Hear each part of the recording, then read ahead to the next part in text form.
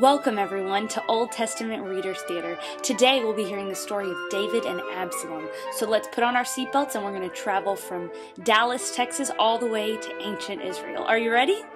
Alright, here we go. King David had a son named Absalom. Absalom wanted to be king in place of his father.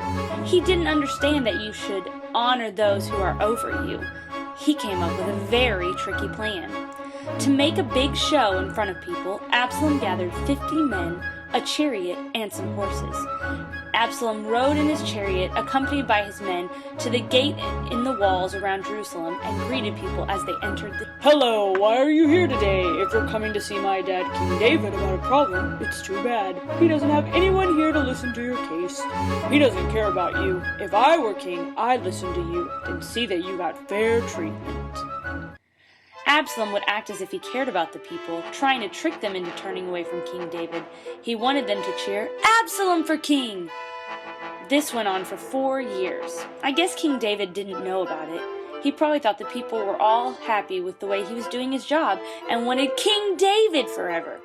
Then Absalom put the next part of his plan into action. He went to ask King David if he could travel to Hebron. Hey Dad, I made a promise to God that I'd go up to Hebron to worship him there. Can I go, pretty please, Pops, pretty please? Okay, son, you head up to Hebron. Peace out. Of course, Absalom really was lying. He wasn't going to worship God. He was going to declare himself as king. Absalom invited 200 guests to go along with him to make it look like he had a bunch of followers, but they didn't know anything about that.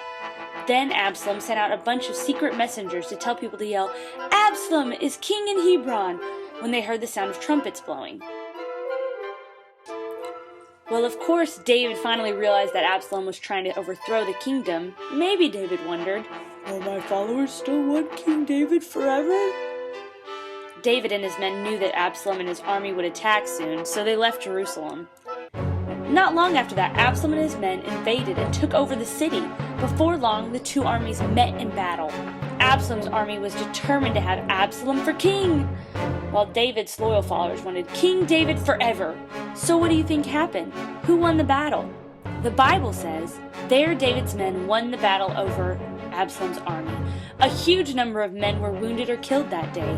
The total number was 20,000. Wow! So many died because Absalom decided he wanted to be in charge instead of honoring his father, the king.